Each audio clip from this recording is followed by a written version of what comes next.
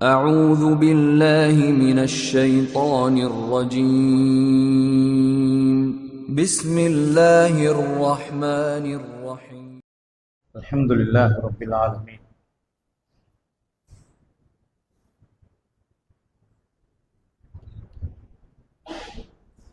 وهو ولي الصالحين ولا عدوان إلا على الظالمين وصلى الله وسلم على سيد الأنبياء والمرسلين نبينا وحبيبنا ورسولنا محمد بن عبد الله وعلى آله وأصحابه ومن دعا بدعوتهم إلى يوم الدين. أما بعد فيقول الله سبحانه وتعالى في القرآن العزيز: أعوذ بالله من الشيطان الرجيم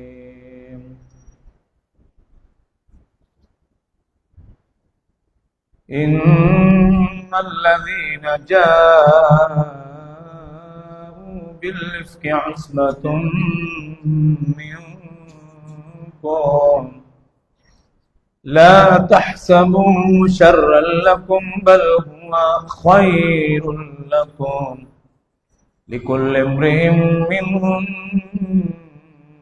ما اكتسب من الإثم والذي تولى كبره منهم له عذاب عظيم.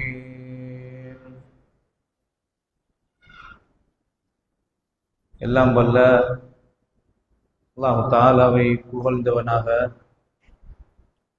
கருணை நபி ஸல்லல்லாஹு அலைஹி வஸல்லம் அவர்களின் மீது ஸலவாத்தும் சலாமும் சொன்னவனாக, கண்ணியமான சகோதரர்களே, எங்களுடைய தொடர்ச்சியான இந்த தஃப்சீர் வகுப்பிலே 24வது அத்தியாயம் சூரா அன்-நூர் என்ற இந்த அத்தியாயத்தினுடைய தஃப்சீரை பார்த்து வருகிறோம். இப்ப நான் ஓதி காண்பித்த இந்த குர்ஆனுடைய வசனம் 11வது வசனம். இந்த 11லிருந்து 21வது வசனம் வரைக்கும், 11லிருந்து 21வது வசனம் வரைக்கும் அடுக்கடுக்காக தொடர்ச்சியாக அல்லாஹ் இறக்கிய ஆயத்துகள் தான் மொத்தமாக 10 வசனங்கள். இந்த 10 வசனங்களோடு சேர்த்து 22வது வசனத்தை நீங்க எடுத்து பார்த்தீங்கன்னா அதுவும் இதனோடு தொடர்பட்ட ஒரு வசனம் தான். இந்த 10 வசனங்களும் அன்னை ஆயிஷா ரலியல்லாஹு அன்ஹா அவங்களோட விஷயத்துல அவ மோசமாக நடந்து கொண்டா என்று முனாஃபிக்குகள் படுதூறு சொன்ன நேரத்துல அல்லாஹு தஆலா ஆயிஷா அப்படி நடந்து கொள்ளல, ஆயிஷா தூய்மையான பொம்புல, அல்லாஹ்ட நபியிட மனைவி அப்படியாக நடந்து கொள்ளவில்லை என்று அவ நிரபராதியாக்கக்கூடிய வசனங்கள் தான் இந்த 10 வசனங்களும். அதனோடு சேர்த்து அந்த 11வது வசனமாக, அதாவது 22வது வசனத்தை நீங்க எடுத்து பார்த்தீங்கன்னா குர்ஆன்ல அது அபூபக்கர் சித்திக் ரலியல்லாஹு அன்ஹுடைய விஷயத்துல இறங்கியது. அதுவும் இதனோடு சம்பந்தப்பட்ட ஒரு வசனம் தான். அது இதெல்லாம் உங்களுக்கு தொடர்ச்சியாக பார்க்கக்குள்ள எங்களுக்கு விளங்கும். அப்ப ஆயிஷா ரலியல்லாஹு அன்ஹா அவங்களோட விஷயத்துல அவ நிரபராதியாக ஆக்கி அல்லாஹ் ஆயத்தை இறக்கினான்டா என்ன சொல்றானில, இன்னல்லதீன ஜாஊ பில் இஃப்கி, இஃப்க் என்று சொல்றது படுதூறு. நாங்க ஏற்கனவே சூரத்து நூறுல விபச்சாரம் செய்த ஆட்களுக்குரிய தண்டனை என்னன்னு படிச்சோம். அதுக்கு பின்னால ஒரு கணவன் மனைவியின் மீது விபச்சாரம் செய்ததாக படுதூறு சொன்னால் என்ன தண்டனை, என்ன மாதிரியான சட்டத்திட்டம் என்று நாங்க அதை பத்தி படிச்சோம். அதே மாதிரி ஒரு பத்தினித்தனமான பெண்ணின் மீது படுதூறு சொல்றது எவ்வளவு பெரிய குற்றம் என்று அல்லாஹ் தஆலா சொன்னால் அதை படிச்சோம். அதே தொடர்ல ஆயிஷா நாய்க்கு படுதூறு சொன்ன சம்பவத்தை இந்த அத்தியாயத்துல எல்லாம் இணைக்கிற பாருங்க. அப்ப ஆயிஷா ரலியல்லாஹு அன்ஹா அவங்களுக்கு படுதூறு சொல்லப்பட்ட சம்பவம் எப்படி நடந்தது, என்ன மாதிரியான அமளிதுமளிகள் நபிகளாருக்கு ஏற்பட்ட வாழ்க்கையில நபிக்கு எவ்வளவு பெரிய சோதனையாக அது அமைஞ்சது, சஹாபாக்களுக்கு மத்தியில் ஏற்பட்ட சலசலப்புகள் என்ன, நபி அவங்க எவ்வளவு நிதானமாக நடந்து கொண்டாங்க, நபி அவங்க மனதால எவ்வளவு நொந்தாங்க, இப்படி பல்வேறுபட்ட விஷயங்கள் இருக்குது. கொடுக்கும். ஆயிஷா ரலியல்லாஹு அன்ஹா அவளுக்கு படுதூறு சொல்லப்பட்ட சம்பவம் நடந்த ஒரு மாதத்துக்கு பின்னால்தான் இந்த வசனம் இறங்குது. அந்த படுதூறு சொல்லப்பட்ட செய்தி ஊரறிய எல்லாராலும் பேசப்பட்டு கொண்டிருக்குது. பலருக்கும் தெரியும், ஆனா ஆயிஷா நாய்க்கு தெரியா. அவருக்கு தெரிய வந்து ஓரிரு நாள்ல தான் இந்த வசனம் இறங்குது. கண்ணியமான சகோதரர்களே, அல்லாஹ் என்ன இந்த வசனங்கள்ல சொல்றான்? இன்னல்லதீன ஜாஉ பில் இஃப்கி, இந்த படுதூறு செய்திய கொண்டு வந்தவங்க யாரென்றால் உஸ்பத்தும் மின்கும், உங்களுக்குள்ளே உள்ள ஒரு கூட்டம் தான். இது எதிரியாக வெளியில இருக்கிற ஒரு கூட்டம் அல்ல, உங்களுக்குள்ளே உள்ள ஒரு கூட்டம் தான் இந்த செய்தியை கொண்டு வந்தார்கள் சொல்றாங்க. அப்ப ஆயிஷா நாயுட விஷயத்துல இப்படி நடந்தா இல்லையா என்று அப்ப படுதூறு பேசப்படுகிற நேரத்துல அல்லாஹ்வுடைய வசனமாக இந்த வசனம் இன்னல்லதீன ஜாஉ பில் இஃப்கி, இஃப்கண்ட வார்த்தை எல்லாம் பயன்படுத்த. இஃப்கண்டா படுதூறு, இந்த படுதூறு செய்தியை கொண்டு வந்தவங்க உங்களோட கூட்டம் தான் அப்படின்னு நல்லா சொல்றதோட ஒரு வார்த்தையில அல்லாஹ் இது கெட்டுக்கதையை நடிச்சுட்டான். பெரிதாக கொண்டு விளங்கப்படுத்திக் கொண்டிருக்கல. இன்னல்லதீன ஜாஉ பில் இஃப்கி, இந்த செய்தி என்று சொல்றது அல்லாஹ் தஆலா இந்த படுதூரை கொண்டு வந்தது உங்கள யாரென்றால் உஸ்பத்தும் மின்கும், உங்கள ஒரு கூட்டம் தான். இதை சொல்லிட்டு அபூபக்கர் சித்திக் ரலியல்லாஹுடைய நபியிட குடும்பமாக இருக்கிற இந்த குடும்பத்துக்கு ஒரு ஆறுதல் அல்லாஹ் சொல்றான். லா தஹ்சபூஹு ஷர்ரல் லக்கும், இது மாதிரி கட்டுக்கதை ஒன்று உங்களுக்கு சொல்லப்பட்டு நீங்க எல்லாரும் மனது நொந்து வெந்து கண்ணீர் வடித்து வேதனைப்பட்டு கொண்டு நீங்க இருந்தீங்களே, லா தஹ்சபூஹு ஷர்ரல் லக்கும், இது உங்களுக்கு கெடுதின்னு நீங்க நினைக்காதீங்க. பல் ஹுவ கைருல் லக்கும், இது உங்களுக்கு நலவாக இருக்கும். ஏன்னா மறுமையை நோக்கி பார்க்கிற நேரத்துல மனதால நொந்து மனதால வேதனைப்பட்டு கொண்டிருக்கும் போது இதை செஞ்சவனுக்கு பாவமா இருந்தான், பாதிக்கப்பட்டவன் நன்மை கூடிக்கொண்டு போவோம், அவன பாவம் மன்னிக்கப்பட்டு அல்லாஹ்விடத்தில் அந்தஸ்து கூடிக்கொண்டு போவோம் பொறுமையாக இருக்கும் போது லா தஹ்சபூஹு ஷர்ரல் லக்கும் பல் ஹுவ கைர், இது அல்லாஹ் இந்த நபியிட குடும்பத்துக்கு சொல்ற உளவியல் ரீதியான ஆறுதல். நீங்க எப்பயும் பாருங்க, குர்ஆன் மிக அருமையானது. இப்ப நபி ஸல்லல்லாஹு அலைஹி வஸல்லம் நாங்க ஏற்கனவே தஃப்சீர்ல படிச்சோம், நாங்க வத்துஹா வல்லைலி இதா சஜ்ஜான சூரா. அப்ப நபி அவங்களுக்கு வகை வராத நேரத்துல ஒரு பொம்பளை வந்து அபூலஹுடைய மனைவி வந்து அதே மாதிரி மக்கள் காபிர்களும் என்ன ஷைத்தான் அவரை விட்டுட்டாரு, அல்லாஹ்ட்ட வகை வரல அவரை இது போற அல்லாஹ் கோவிச்சு கொண்டார். இப்படி சொன்னோன்னு நபியிட மனசு நொந்து கொண்டு அல்லாஹ் என்ன தெரியுமா சொல்றாரு? நேரத்தின் மீது சத்தியமாக இரவு மீது சத்தியமாக மாவத அகரப்போமக்கா, நபியே உங்களை அல்லாஹ் கைவிடவும் இல்லை உங்களோட கோயிக்கவும் இல்லை என்று சொல்லிட்டு அல்லாஹ் என்ன தெரியுமா வலல் ஆகிரத்து கைருல் லக்கும் மினல் ஊலா, இந்த உலகத்துல வார சோதனைகள் எல்லாத்தையும் விட சுமந்து வாழ்ற இந்த உலகத்தை விட ஆகிரம் உங்களுக்கு சிறந்தது நபியே. வலசௌபு யுஅதீக ரப்புக ஃபதர்லா, அல்லாஹ் உங்களுக்கு பொறுமைக்காக கூலி தருவான், நீங்க மறுமையில திருப்தி அடைவீங்க. இது உளவியல் பெரிய ஒரு ஆறுதல். இது எப்பயும் பலவிதமான பௌதிக ரீதியான காரண காரியங்களை சொல்றாலும் அல்லாஹ்ட்ட மறுமையில கிடைக்கும் என்ற மாதிரி ஒரு ஆறுதல் உலகத்துல கிடையவே கிடையாது. அதனாலதான் அல்லாஹு தஆலா இவ்வளவு பெரிய மாசக்கணக்காக பேசப்பட்ட சோதனையில கட்டுமையா, எப்பயும் உங்களுக்கு தெரியுமா, ஒரு பத்தினியான பொம்புல ஒரு பேணுதலான பொம்புளைக்கு படுதூறு சொல்லப்படுறது தாங்கல. ஒரு நல்ல மனுஷனுக்கு படுதூறு சொல்லப்படுறது வந்தால் அவன் மனசு நோகுற மாதிரி லேஸ் இல்லை. அதனாலதான் 7 பெரிய பாவங்கள்ல ஒரு பத்தினியான பெண்ணுக்கு படுதூறு சொல்வதை நபிகளார் சொன்னாங்க. வகத்ஃபுல் முஹ்ஸனாத்தில் முஃமினாத் அல் காஃபிலாத், இந்த பாவத்தையே மறந்து இத மாதிரி ஒரு எண்ணமே இல்லாம பக்குவமாக வாழ்ற ஒரு பொம்பளைக்கு இன்னாரோடு இவள் தொடர்பாம் அப்படி என்று படுதூறு சொன்னால் அல்லாஹ் பார்த்து குட்டுக்கட்டுமா அவனுக்கு என்று மனசால வேதனைப்படுற மாதிரி இருக்கு தேசம். அல்லாஹ் என்ன சொல்றேன்னு லா தஹ்சபூஹு ஷர்ரல் லக்கும், இத கெடுதின்னு நினைக்காதீங்க, பல் ஹுவ கைருல் லக்கும், இது உங்களுக்கு நலவாக இருக்கும். இதை சொல்லிட்டு அல்லாஹ் என்ன தெரியுமா சொல்றான்? லிகுல் இம்ரிஇம் மின்ஹும் மக்தஸப மினல் இஸ்ம், இந்த படுதூர ஒத்தன் கெட்டினான், அதை யார் யாரெல்லாம் பேசி யார் யாரெல்லாம் நம்பி யார் யாரெல்லாம் வாய்க்கு வாய் பரப்பினார்களோ அவ்வளவு பேருக்கும் பாவம் இருக்கிறது. அவங்க நடந்து கொண்டதுக்கு ஏற்ப அல்லாஹ்ட்ட தண்டனை இருக்குது. சொல்லிட்டு வல்லதி தவல்லா கிபுரஹு மின்ஹும் லஹு அஸாபுன் அதீம், ஆனாலும் இந்த படுதூறு சம்பவத்தை முதலாவது உருவாக்கினவன் இருக்கிறானே, ஆயிஷா இப்படி நடந்தோண்டா, இப்படி விபச்சாரம் செஞ்சா அப்படி என்று முதலாவது இத நெருப்ப பத்த வச்சவன் இருக்கிறானே, அவனுக்கு அல்லாட்ட கடினமான தண்டனை இருக்குது அல்லாஹ் அவனை பிரிக்கிறான். எப்ப நீங்க பார்க்கலாம், ஒரு முசீபத் உலகத்துல ஏற்பட்ட ஒரு சோதனை ஏற்பட்ட சோதனை எல்லாரும் மாட்டிக்கொள்றாங்க. ஆனால் இந்த சோதனையில மூல காரணியாக இருக்கிறவன் நெருப்ப பத்த வச்சவன் இருக்கிறானே, அந்த நெருப்ப பத்த வச்சதுக்கு பின்னால பல பேரு பிரச்சனை ஆகுவாங்க. ஒரு சாதாரணமாக பள்ளிவாசல்ல எல்லாரும் அமைதியா இருக்கிறாங்க, ஒத்தன் சந்தர்ப்பத்தை பார்த்து ஒரு பிரச்சனையை உருவாக்கின்னு வச்சோம். அதான் அந்த பிரச்சனைக்கு பின்னால மூடே இல்லாத இருந்த சும்முள்ளவங்க எல்லாம் 4 பேரை பிரச்சனை பட்டு ஏசி கொண்டு பிரச்சனை ஆயிட்டு வச்சோம். எல்லாருக்கும் பாவம் இருக்குது, ஆனா தொடங்கி வச்சவனுக்கு அவனுக்கு அல்லாட்ட கடினமான பாவம் இருக்கு. சாதாரணமாக குடும்பத்திலேயோ மத்த விஷயங்கள்லயோ இப்ப சும்மா ஒரு வாட்ஸ்அப்ல எவனாவத்தோண்ட சேவ் பண்ணி விட்டான், அதுக்கு கொமெண்ட்ஸ் அடிக்கிறான், அவன் அடிக்கிறான், இவன் அடிக்கிறான், எல்லாம் அடிக்கிறான். அடிச்சவன் எல்லாம் பாவிதான், அநியாயமாக அடிச்சா தொடங்கி விட்டவனிக்கிறானே வல்லதி தவல்லா கிப்ரு, இதைத்தான் பயப்படணும். ஒரு சாதாரணமாக ஒருத்தனுக்கு ஒரு பட்ட பேரை வச்சு விடுறது, பட்ட பேரை வச்சு அவன் கபரு பேத்துட்டான், அந்த பட்ட பேரை மற்றவங்க எல்லாரும் சொல்றாங்க சொல்றாங்க சொல்றாங்க, அவன மனசு நோக்குறான், என்னடா இந்த முசீபத்து பிடிச்ச அநியாயமான பட்ட பேர் எனக்கு வச்சுக்கிறான்.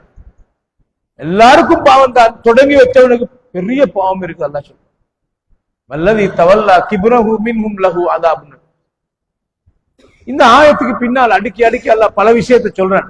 அப்ப ஆயிஷா நாய்க்கு நடந்த சம்பவம் என்னது? ஆயிஷா ரலியல்லாஹு அன்ஹா அவங்களோட விஷயத்துல நடந்த பிரச்சனை என்னது? அதை கட்டாயம் நாங்க தெரிஞ்சிருக்கணும். அத மையமாக வச்சுதான் அல்லாஹ் ஆயத்திறக்கினார். ஆயிஷா ரலியல்லாஹு அன்ஹா அவங்கள பொதுவாக ஆயிஷா நாயை சொல்றாங்க, தனக்கு ஏற்பட்ட இந்த படுதூர் சம்பவத்தை குறிச்சு கடுமையாக அழுதாங்க. அவங்க ஒரு கட்டத்துல சொன்னாங்க, எனக்கு இது கேள்விப்பட்ட நாளிலிருந்து இருந்து நான் தூக்கம் இல்லாமல் இரவாக அழுவேன், கண்ணீர் வந்து வந்து வந்து வந்து வந்து இதற்கு பின்னால கண்ணீர் அல்ல ரத்தம்தான் வரும் என்ற அளவுக்கு நான் அழுதேன் என்று சொன்னார்கள். ஒரு கட்டத்துல சொன்னார்கள், யூசுப் அலைஹிஸ்ஸலாத்துடைய வாப்பா யாக்கூப் அலைஹிஸ்ஸலாம் யூசுபை இழந்ததனால அழுது அழுது அழுது அழுது கண் பார்வை இல்லாமல் போகிற அளவுக்கு அழுதாங்களே. அவர் சொன்ன வார்த்தையே நான் சொல்கிறேன், வல்லாஹுல் முஸ்தஆன் அலா மா தஸிம் ஃபஸப்ருன் ஜமீல், பொறுமையாக இருப்பதுதான் மிக மேலானது, சிறந்ததும் அழகானதும். வல்லாஹுல் முஸ்தஆன் அலா மா தஸிம் இப்படி சொன்னார். அதே நானும் சொல்கிறேன் என்று ஆயிஷா ரலியல்லாஹு அன்ஹா சொன்னார்கள்.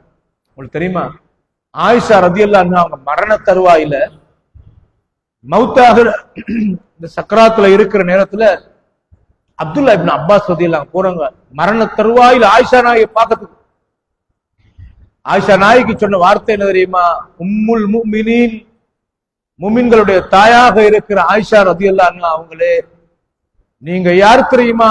அல்லாஹ் குர்ஆனுடைய ஆயத்தை இறக்கி நீங்க தூய்மையானவங்க என்று அல்லாஹ் நிரூபிச்ச தாய் நீங்க. அல்லாஹ்வுடைய நபி உங்களோட ரொம்ப இரக்கமாக இருந்தாங்க. அல்லாஹ்வுடைய நபியுடைய மனைவியாக உம்மஹாத்துல் முஃமினீன்கள் உள்ள உம்முல் முஃமினீன் ஆயிஷாவே என்று சொன்னார்கள்.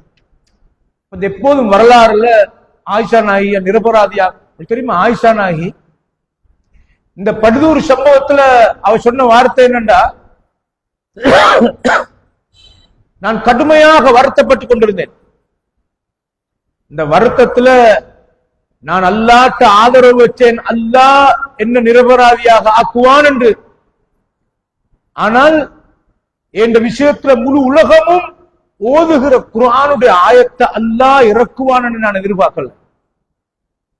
அல்லாஹ்வுடைய குர்ஆன்ல ஆயத்திறங்கினால் மறுமை நாள் வரை காட்டும் போதுரிடம் என்ற விஷயத்துல அல்லாஹ் ஆயத்தை இறக்கி ஆயிஷா நிரபராதி என்று சொல்லுவான் என்று நான் எதிர்பார்க்கல.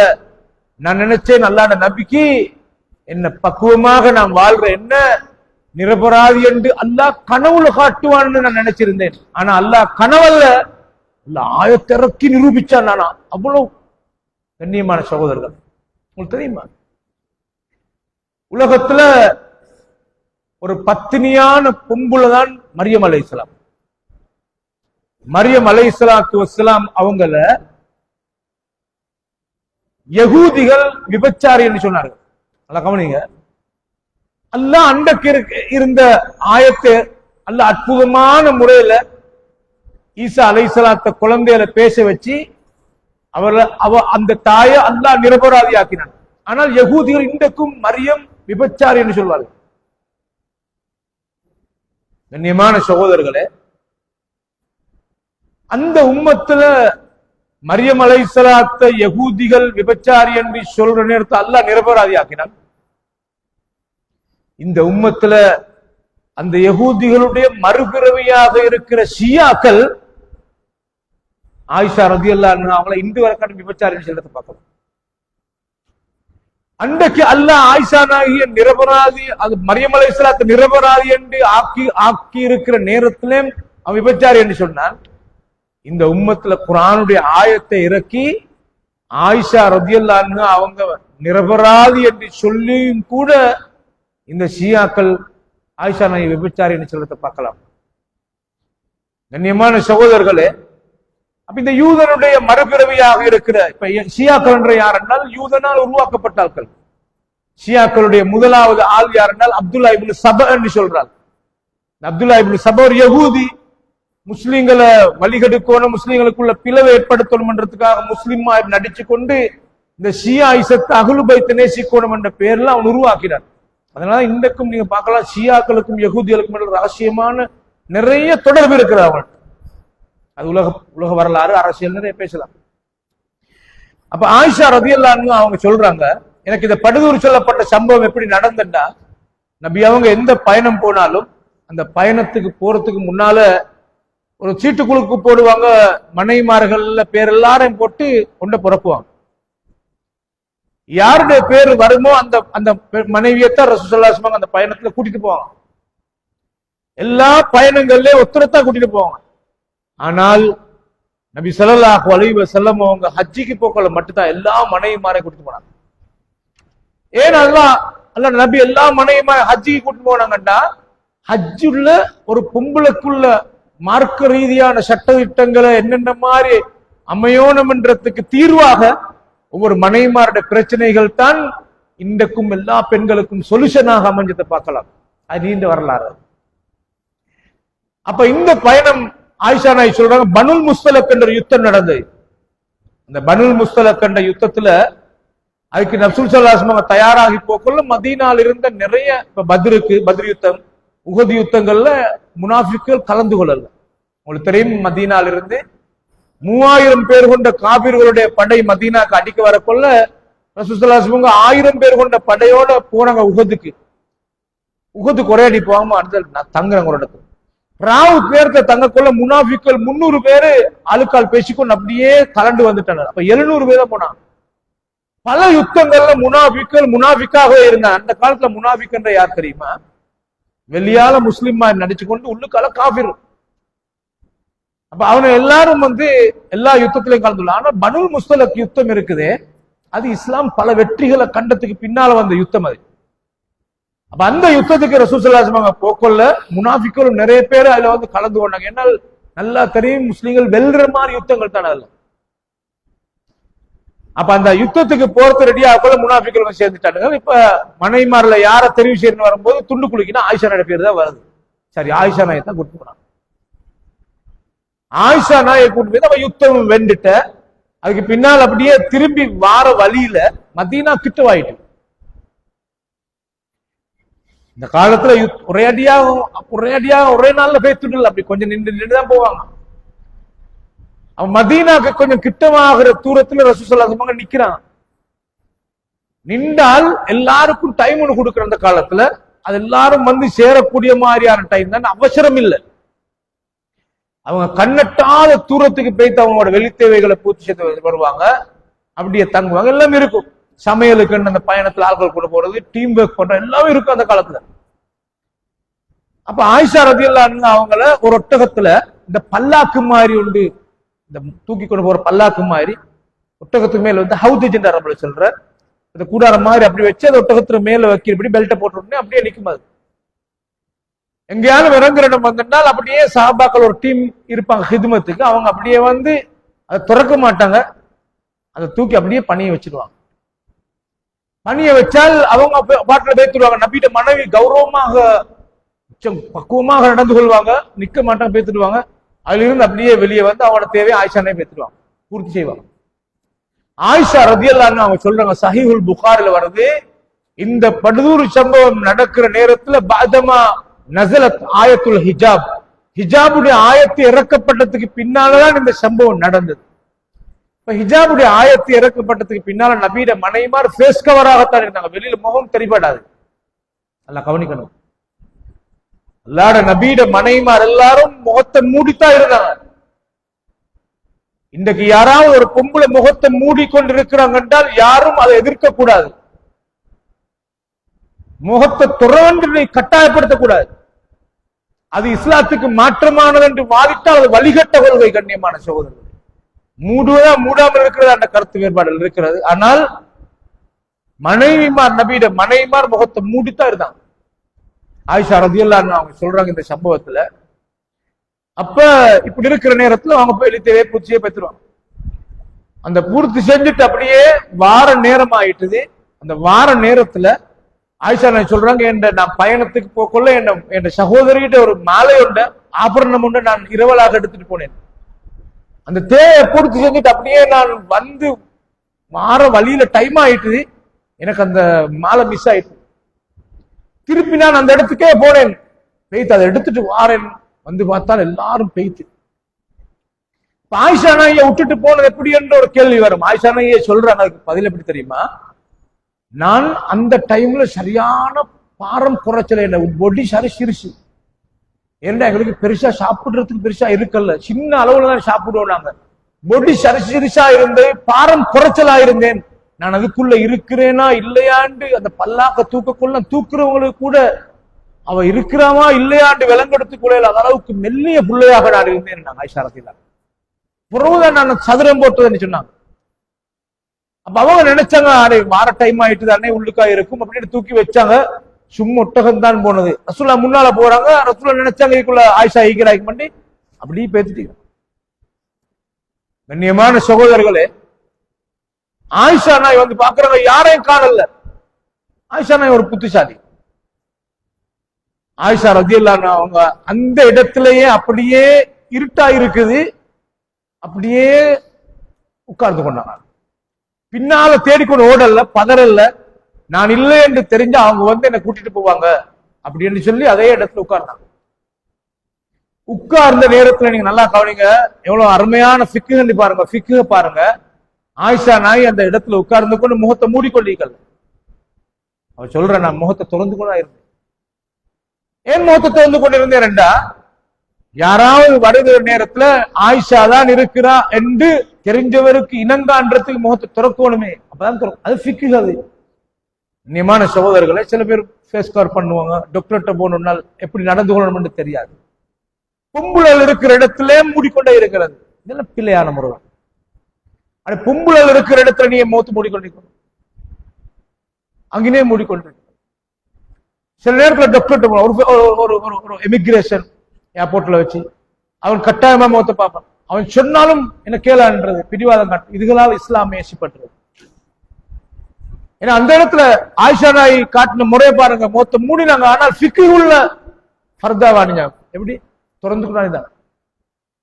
வார வழியில் இப்படி இருக்க கொள்ள சஃப்வான் இப்னு முஅத்தல் என்ற ஒரு சஹாபி, அவர் நல்ல சிறந்த சஹாபி. அவர் சஃப்வான் இப்னு முஅத்தல், அவரும் இந்த பயணத்துல அவருக்கு எங்கேயோ இடத்துல தூக்கம் வைத்து சொன்னங்கி வாராரு. இந்த வார வழியில அப்படியே பார்த்தால் ஆயிஷா நாயை காண்றாங்க. இந்த ஹிஜாபுடைய ஆய திறக்கப்படுறதுக்கு முன்னால ஆயிஷா நாயகி அவர் கண்டிக்கிற, அதுக்கு முந்தி முகம் திறந்தா இருந்தாங்க. உடனே அந்த இடத்துல வந்து ஒரு வார்த்தை கூட பேசல. என்ன நீங்க இருக்கிறீங்க, எப்படி வந்த, என்ன நடந்தது, ஒன்றும் கேட்கல. ஆயிஷா நாயே சொல்றாங்க, அந்த வந்த சஃப்வான் இப்னு முஅத்தல் அங்கிட்ட வந்து நான் அப்படியே இருந்தேன், எனக்கு அப்படியே தூக்கம் வைக்கிறது. என்ன கண்டு இன்னா லில்லாஹி வ இன்னா இலைஹி ராஜிஊன் என்று சொல்ல மட்டும் தான் சொன்னார். இன்னா லில்லாஹி வ இன்னா இலைஹி ராஜிஊன் அவ்வளவுதான் சொன்னார். ஆயிஷா என்னது என்னது என்று ஒன்றும் பேசல. ஏன்னா அவ்வளவு கௌரவம். அல்லாஹ் நபியோட மனைவி லேஸ் இல்ல, அல்லாஹ் வஹியோட விளையாடல, அல்லாஹ் நேரடி பார்வை வந்துட்டீங்க. நட்டுக்கத்தோடு இருப்பான். இன்னா லில்லாஹி வ இன்னா இலைஹி ராஜிஊன் அவ்வளவுதான் சொன்னது. அந்த சத்தத்துக்கு அப்படியே திருக்கிட்டாங்க. திட்டுக்கிட்ட உடனே இப்ப ஒரு அந்நிய ஆள் தானே, இப்ப அவரு மகரம் இல்லையே, ஃபஹம்மர்து வஜ்ஹி, என்ற முகத்தை உடனே நான் மூடிக்கொண்டே நாங்க ஆயிஷா ரலியல்லாஹு அன்ஹா. அது சஹீஹுல் புகாரி. அதுக்கு பின்னால் அவர் என்ன தெரியுமா செய்தாரு? அவர் வந்த ஒட்டகத்தில் அவர் இறங்கி ஒட்டகத்துல மூக்கண்ணாங்கயிறு தொங்கலுக்கு இருக்கு, தொங்கலுக்கு அந்த கவுத்து அப்படி தொங்கலை பிடிச்சு கொண்டு ஒட்டகத்தை அப்படியே பணிச்சாரு. அப்ப ஒட்டகத்தை பணிச்ச உடனே ஆயிஷா நாயி விலங்கெடுத்தாங்க, அப்படியே ஏறிக்கொண்டாங்க ஒட்டகத்துல. யாரும் இல்லை. ஒட்டகத்துல ஏத்தி கொண்டு ஆயிஷா நாயகிய அவர் அந்த மூக்கணாங்கயிறை பிடிச்சு கொண்டு இறங்கி அவர் நடந்துதான் போறாரு. ஆயிஷா நாயகி ஒட்டகத்து அப்படி இழுத்து போக்குள்ள அங்க படை இருக்குது, ஒரு இடத்துல நிக்கிறாங்க. இவங்க காணலேன்றதுக்காக நிக்கல, அவனோட பாட்டுல போயிட்டு ஒரு இடத்துல தங்கி இருக்கிறாங்க. அப்படியே பெய்த்து அந்த படையோட கொண்டு சேர்த்தாங்க. அப்ப நடந்த சம்பவத்தை ஆயிஷா நாயகி ரசூலுல்லாஹி ஸல்லல்லாஹு அலைஹி வஸல்லம் விவரிச்சாங்க. இதெல்லாம் முடிஞ்சு. அப்ப எல்லாரும் இவனை கண்டாங்க, இப்படி வாரது இவன் நடந்து வாரது எல்லாம் கண்டாங்க. ஆனால் முனாஃபிக் இருந்தாங்க. இல்ல எப்ப நீங்க பார்க்கலாம், சந்தர்ப்பவாதி நெருப்ப பத்த வைக்க தருணம் தேடுவான், நெருப்ப வைப்பான். முனாஃபிக்கள் என்ன தெரியுமா சொன்னார்கள்? அப்படியே வந்த உடனே சஃப்வான் இப்னு முஅத்தலோட ஆயிஷா தகாத முறையில நடந்திருக்கிறார் அப்படின்னு விட்டாரு. எல்லாரும் அல்லாஹ் நபியோட வர வேண்டிய பொம்பளை இப்படி நிக்கணும் அப்படி நிக்கணும் எடுத்துட்டான். கண்ணியமான சோழ ஆயிஷா நாய்க்கு ஒன்றும் தெரியா, அப்படியே பேய்த்து சேர்ந்தாங்க. ரசூலுல்லாஹ் சேர்ந்து கொண்டாங்க. அப்படியே மதீனாக்கு எல்லாரும் பேய்த்து சேர்ந்தாங்க. சேர்ந்து முடிச்சதுக்கு பின்னால் ஆயிஷா நாய் வீட்டுக்கு போனா, இந்த பயணம் பேய்த்து வந்ததுலேருந்து ஆயிஷா நாய்க்கு சரியான காய்ச்சல். வெளி உலகத்துல சரசலப்பாக பேசப்படுற செய்தி ஆயிஷா நாய்க்கு தெரியாது. அப்ப வீட்டுல இருக்கிற நேரத்துல அப்படியே டெய்லி இப்படி பாக்குறாங்க. நல்லா நபிகிட்ட மூடு கொஞ்சம் அப்செட்மா இருக்குது. ஆனால் ஆயிஷா நாய் கேட்கும் இல்லை, நீங்க ஏன் இப்படி இருக்கிறீங்க? வளமையாக நான் நோய்வாய்ப்பட்டால் என்னோட பேசுற மாதிரியான அந்த முறைகள் ஒன்றும் வித்தியாசம் விளங்குது. ஆனா ஒன்றையும் அவ கண்டுகொள்ளல. வளமைக்கு மாத்தம் ஒன்று இருக்குது, ஆனா அவருக்கு தெரியாது இப்படி ஒன்று இருக்கு, தெரியாது. ஒரு மாச கணக்காக மாசம் கிட்டவாகுது. அப்ப ஆயிஷா நாய் சொல்றாங்க, எனக்கு எப்படி தெரிய வந்தது என்றா, நான் எங்கட வீட்டுல எங்கட குடும்பத்துக்கு ஒத்துழைப்பாக எங்கட வாப்பட செலவுலதான் மிஸ்தகன்னு சொல்ற ஆள் இருந்தார். மிஸ்தகுடைய குடும்பம் அபூபக்கர் ரலியல்லாஹு அன்ஹு தான் சரியான ஹெல்ப் பண்ணுவாங்க. அப்ப ஆயிஷா ராய் சொல்றாங்க, எங்களுக்கு அந்த டைம்ல டாய்லெட் வசதி இருக்குல்ல, எல்லாம் வருது புகாரில. நாங்க இப்பதான் டாய்லெட் வசதி கிட்ட உள்ள ஏரியால செஞ்சிருக்கிறோம். ஆனா அந்த காலத்துல டாய்லெட் வசதி இருக்குல்ல, நாங்க கண்ணெட்டாத தூரத்துக்கு நாங்க டாய்லெட்டுக்கு போவோம். அதுவும் ராவேல தான் போவோம். கண்ட டைம்ல போறோம், ராவேல தான் வெளி தேவைக்கு போயிட்டு வருவோம். அப்ப நான் ராவேல போக்குள்ள இந்த மிஸ்தகுடைய உம்மாவை தான் கூட்டிட்டு போனேன். மிஸ்தகுடைய உம்மா அப்படியே கூட்டிட்டு போக்கொள்ள ஒரு இடத்துல வச்சு இருட்டுக்குள்ளுக்கு ஒரு கல்லுல மாட்டிப்பட்டு மிஸ்தகுடைய உம்மா புல பார்த்தா. அப்படி புல கொள்ள என்ன தெரியுமா சொன்னா, தாய்ச மிஸ்தா மிஸ்தக நாசமாட்டும் அப்படி என்று ஒரு சொல்லி வாயில வந்துட்டு வந்ததோட ஆயிஷா நாய் கேட்டாங்க, மிஸ்தகுடைய தாயே, நீங்க ஏன் உங்களோட மகனை சபிக்கிறீங்க? அவர் பத்ர் யுத்தத்துல கலந்து கொண்ட ஒரு சஹாபி அவர் சொன்னார். அவர் பத்ர்ல கலந்து கொண்ட சஹாபியோட நீங்க இப்படி திட்டேருமா? அப்படி அப்ப பாருங்க பத்ர் யுத்தத்துக்குள்ள அந்தஸ்த பாருங்க, இருட்டுக்குள்ளுக்கு. உடனே அவரை சொன்னா, பாருங்க என்ன மாயால் அப்படி ஒரு அப்படி அப்படின்னு அவனை ஏசின என்னத்துக்கு தெரியுமா? உங்களோட விஷயத்துல இந்த முனாஃபிக்குகள் பண்டதூர் சொன்ன செய்திய இவன் எதிர்க்க வேண்டியவன், இவனும் அதை நம்பிட்டனே பாருங்களே அப்படின்னு சொல்லிட்டார். உடனே ஆயிஷா நாய் கேட்டாங்க, என்ன விஷயத்துல என்ன நடந்தது என்ன விஷயத்துல சொல்லுங்க. உடனே உங்களுக்கு தெரியாதா, நீங்க இப்படி நடந்ததானே இப்படி சொன்னங்கி வார நேரத்துல மிஸ்தகோட வந்து இந்த முனாஃபிக்குகள் நீங்க மிஸ்தகோட விபச்சாரம் செய்ததாக சொல்லி அல்லாஹ் ஆரம்பிச்சாங்க. சுப்ஹான் அல்லாஹ். ஆயிஷா நாய் சொல்றாங்க, நான் அழுதேன், வீட்டுக்கு பேத்து அழுதேன். அடே இதுக்கா அந்த நபியோட முகத்துல வித்தியாசம் தெரிபட்டது. அல்லாஹ் நபியே, என் உம்மா கிட்டேன் வாப்பா கிட்டேன் போறதுக்கு எனக்கு அனுமதி தாங்கோன்னு கேட்டாங்க. உடனே நபி அவங்க அனுமதி கொடுத்தாங்க. நேர அபூபக்கர் ரலியல்லாஹு அன்ஹு கிட்ட இப்படி போனாங்க. மகள்கிட்ட அவங்க சொல்லல இந்த விஷயத்தை. இந்த மகள்கிட்ட மனம் நோகுமன்றதுக்காக அவங்க அடக்கி கொண்டிருந்தாங்க உம்மா வாப்பா. போன உடனே உம்மா வாப்பா அபூபக்கர் ரலியல்லாஹு அன்ஹு மனைவி வீட்டுல அழுதுட்டு இருக்கிறாங்க. ஒரு புள்ளையோட விஷயத்தை பேசுங்க சகோதரனே. அவர் ரெண்டு பேரும் அழுதுட்டு இருக்க கேட்டாங்க, வாப்பா நீங்க இந்த விஷயத்துக்கு பதில் சொல்லுங்க வாப்பா ஆண்டி. மகளே நீ பொறுமையாக இரு, மகள் பொறுமையாக இரு. கண்ணியமான சகோதரர்களை, இப்ப சலசலப்பான கட்டம். நபி ஸல்லல்லாஹு அலைஹி வஸல்லம் அலி ரலியல்லாஹு அன்ஹு கூப்பிட்டு கேட்கிறாங்க, அலியே என் மனைவியை பத்தி நீங்க என்ன சொல்றீங்க? இந்த மாதிரி முனாஃபிக்கள் சொல்றாங்க. அலி ரலியல்லாஹு அன்ஹு ஒரு வார்த்தையை சொல்லிப்பட்டவருக்கு என்னன்னா, அல்லாட நபியிட்ட அந்த மன வருத்தம், மனசுல சஞ்சலத்தை தாங்க இல்லாம அவருக்கு ஒரு வார்த்தை சொல்லப்பட்ட, அல்லாட நபியே, உங்களுக்கு ஆயிஷா மட்டுமா பொம்புள் இருக்குது, நீங்க ஆயிஷாவை தலாக் சொல்லிட்டு உங்களுக்கு எத்தனை மனைவிமார முடிக்கலாம், நீங்க மனசு நோகாங்க, நீங்க நொந்து கொள்ளாதீங்களே, நீங்க வருத்தப்படாதீங்களே, அந்த யோசனையில் அவர் சொல்லப்பட்ட. அது பிற்காலத்துல ஆயிஷா நாயகி கேள்விப்பட்ட உடனே மன வருத்தப்பட்டாங்க. உசாமா ரலியல்லாஹு அவங்கள்ட்ட கேட்டாங்க, ரசூலுல்லாஹி ஸல்லல்லாஹு அலைஹி வஸல்லம், என்ன மனைவியை பத்தி? அல்லாஹ்வுடைய நபியே, உங்களோட மனைவி ஒரு ஸ்ரீதேவி, ஒரு சிறந்த தாய், அவர் சம்பந்தப்படுத்தப்பட்ட அந்த அந்த சஹாபியும் ஒரு சிறந்த மனிதர். அப்ப ரசூலுல்லாஹி ஸல்லல்லாஹு அலைஹி வஸல்லம் வீட்டுல ஒரு அடிமை பொம்பளை இருந்த பரீரா சொல்லி, இந்த பரீராவை கூப்பிட்டு கேட்கிற, நீங்க என்ன மனைவியை பத்தி என்ன சொல்றீங்க நீங்க? கண்ணியமான சகோதரர்களே, மனைவிமார்களே ஆயிஷா நாயகியோட ரொம்ப இறக்கமா இருந்தா அவர் சொல்ல. அப்ப அந்த பரீரா சொல்ற, அல்லாஹ்வுடைய நபியே, நான் என் வாழ்க்கையில ஆயிஷாட விஷயத்துல நலவை தவிர ஒன்று கெடுதிய கண்டது கிடையாது. அவ மாவை குழைச்சி ரொட்டி செய்யறதுக்காக வேண்டி மாவை குழைச்சிட்டு இருப்பா, திடீர்னு அப்படி தூக்கம் பேத்திரும், அந்த பூனைகள் வந்து அதை தின்னுட்டு பேத்திரும். அல்லாஹ்வுடைய நபி அவ்வளவுக்கு சொஃப்டான இலகிய மனமுள்ள ஒரு புள்ள ஆயிஷா அப்படி சொன்னாங்க. நீங்க கொள்ள, நீங்க நல்லா கவனிங்க, அல்லாஹ்வுடைய நபி ஒரு தலைவர். இப்ப பேசலான குடும்ப தன்னை சொந்த பிரச்சனை உள்ளது. இப்படி இருக்கும் ரசூலுல்லாஹ் மிம்பர்ல ஏறினாங்க. மிம்பர்ல ஏறி ரசூலுல்லாஹி ஸல்லல்லாஹு அலைஹி சொல்றாங்க, இப்படி என்ன பொஞ்சாயிட விஷயத்துல இப்படி எல்லாம். அப்ப இவ்வளவு நாளா பேசாம இருந்தா ஆயிஷாக்கு தெரியான்றதுனாலதான். ஆயிஷாக்கு இது தெரியா, இப்ப தெரிய வந்துட்டு, அதுதான் ரசூலுல்லாஹ் பேசுறாங்க. மிம்பர்ல ஏறி ரசூலுல்லாஹி ஸல்லல்லாஹு அலைஹி சொல்றாங்க. அப்ப சஹாபாக்கள் நிரம்பி இருக்கிறாங்க. ரசூலுல்லாஹ்வோட மன வருத்தத்துல ரொம்ப கவலைப்பட்ட சஹாபாக்கள், முனாஃபிக்களோட அப்படி ஒரு வெறி. நல்லா தெரியுமா அவளுக்கு அல்லாஹ்வுடைய நபியோட மனைவி ஒரு தூய்மையான பொம்பளை.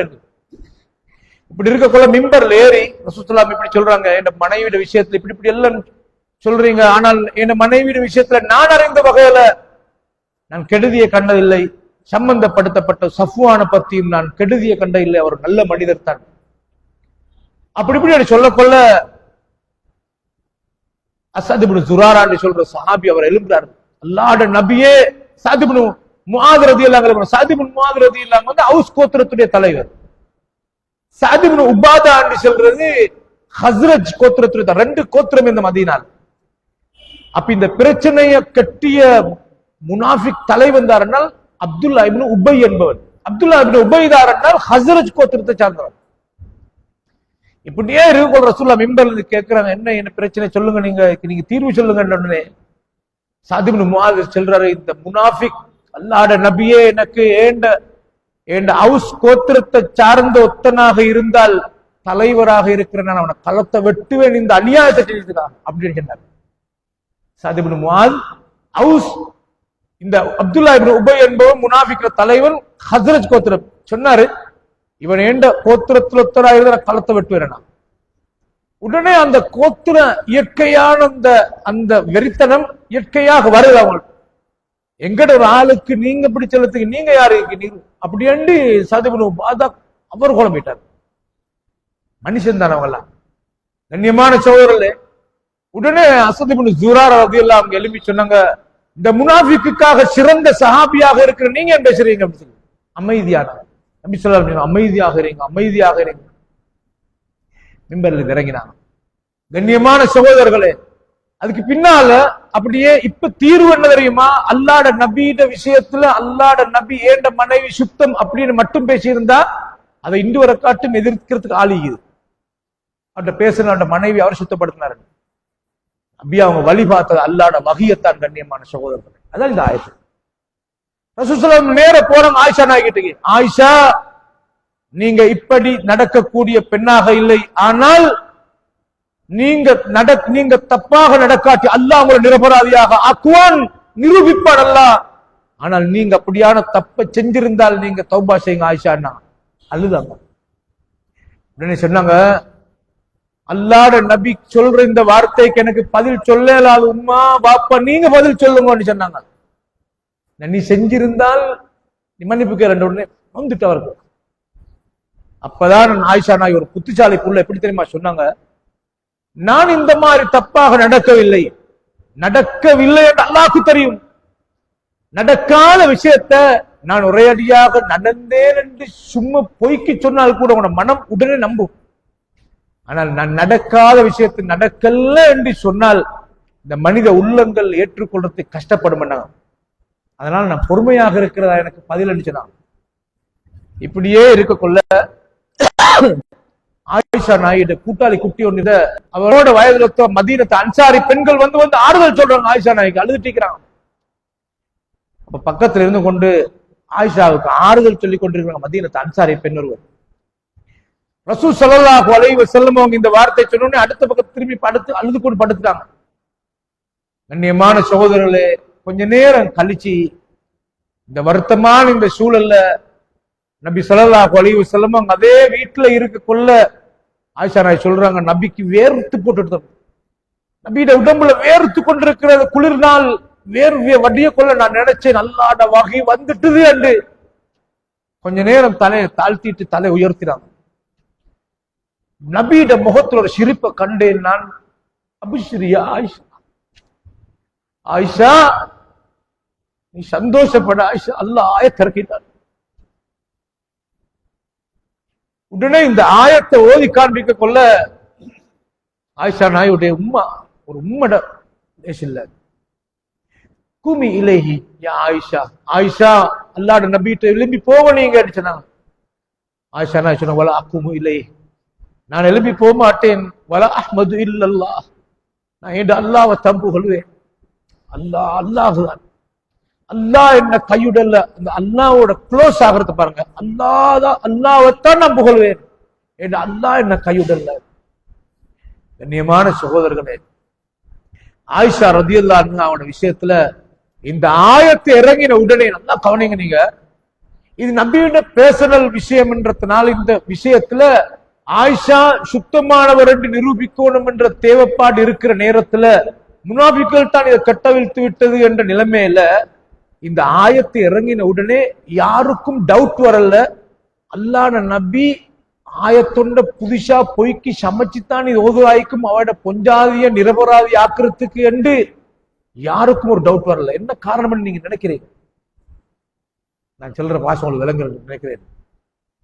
இந்த ஆயத்தை இறங்க கொள்ள சும்மையாலும் மதீனால யாராவது ஒருத்தன் வந்து இவருட பொஞ்சாதிய சுத்தப்படுத்துறதுக்கு இவரே ஆயத்தொண்ட கிரியேட் பண்ணி இவரே சமைச்சு சொல்றா இருக்கும் என்று டவுட் வரல. ஏன் என்ன காரணம்? அதுக்குத்தான் அல்லாஹ் நபியை எழுத வாசிக்க தெரியாதவராக வச்சிருந்தது. அவர் எழுதவும் வாசிக்கவும் தெரிஞ்ச ஒரு ஆளாக இருந்திருந்தால் அவருடைய சொந்த ப்ராடக்டாக இது உற்பத்தியாக இருந்திருக்கும், இந்த வந்திருக்கும். கண்ணியமான சோழர்களே, குர்ஆன் ரசனை, குர்ஆன் மொழி வளம், குர்ஆன் இலக்கிய நயம், குர்ஆனுடைய பாஷாங்கு, குர்ஆனுடைய அந்த பாணி அது தனித்துவமானது. அதனாலதான் யாருமே இந்த பிரச்சனையில இது நபியோட சொந்த கருத்து இல்ல. ஆயத்திறங்கின உடனே சரண்டர் ஆனாங்க எல்லாரும், முனாஃபிக்களை கட்டுமையாக எதிர்த்து. உங்களுக்கு தெரியுமா, இந்த படுதூறு சம்பவத்துக்கு முன்னால நிறைய பொய்களை முனாஃபிக்கள் சொன்னாங்க, அதுல நிறைய பேர் நம்பினாங்க. அப்துல்லா இப்னு உபையோட பேச்ச பார்த்தா உங்களுக்கு தெரியுமா, முன்சஃப்ல இருந்து தொழுவனவன். நபியோட காலத்துல ஒரு சபையில இருந்தா நான் அப்துல்லா இப்னு உபை முன்னுக்கு இருப்பான், எல்லாரும் நபி எல்லாரும் நபி இந்த அளவுக்கு மௌத்தாகிற டைம்ல அவன் சக்கராத்துல இது கொண்டு மகனை பிடிச்சு அனுப்புறான். ஏன்னா கஃபனை செய்யணும் முகமது நபியுடைய உடுப்பால தான், ஜுப்பவால. அந்த அளவுக்கு அவன் ஒரு பக்குவமான ஈமான்தாரி மாதிரி, அவனை பார்த்தால் அவ்வளவு ரூஹானியத் மாதிரி தான். முன்சஃப்ல இருந்து தொழுவன் அவன் முனாஃபிக். கண்ணியமான சகோதரர்களே, நபி ஸல்லல்லாஹு அலைஹி வஸல்லம் அவங்களுக்கு இந்த ஆயத் இறங்கினதுக்கு பின்னால அப்துல்லா இப்னு உபை ஹைலைட் ஆகி அதுக்கு பின்னால யாரும் அவனோட பேச்ச கேட்கல. அப்பதான் அல்லாஹ் அப்துல்லா இப்னு உபை முனாஃபிக்ன்றதை தெளிவுபடுத்தி பொய்யன்றதை நிரூபிச்சான். கண்ணியமான சகோதரர்களே, அதுக்கு பின்னால் ஆயிஷா நாயகி அன்ன ரசூல் ஸல்லல்லாஹு அலைஹி வஸல்லம் அன்பாக இருந்தாங்க. அல்லாஹ் அந்த பிரச்சனைக்கு தீர்வு ஏற்படுத்திட்டு உலகத்துல இதுக்கு போற ஒரு பிரச்சனை இப்படி நடந்தால் எப்படி நடந்து கொள்ளணும் என்றதை தான் இந்த 10 வசனங்களையும் அல்லாஹ் அடுக்கடுக்காக சொல்றான். இன்ஷா அல்லாஹ் இந்த 10 வசனங்களும் என்ன சொல்கிறது என்பதை அடுத்த வாரம் இன்ஷா அல்லாஹ் நாங்கள் பார்ப்போம். அல்லாஹ் எனக்கும் உங்களுக்கும் அருள் புரிவானாக. வ ஆகிரு தஅவானா அல்ஹம்துலில்லாஹ்.